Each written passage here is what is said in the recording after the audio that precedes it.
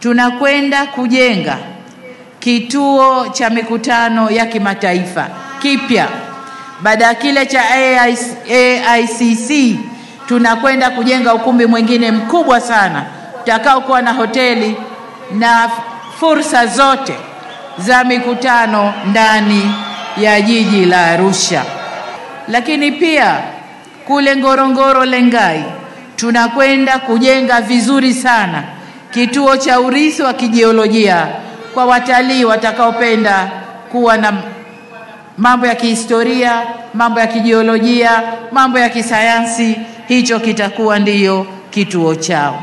Lakini vile vile yanayoendana na hayo ni utalii wa michezo, na hapa nizungumzie uwanja wa Afcon ambao tuliujenga kwa ajili ya mashindano ya Afcon.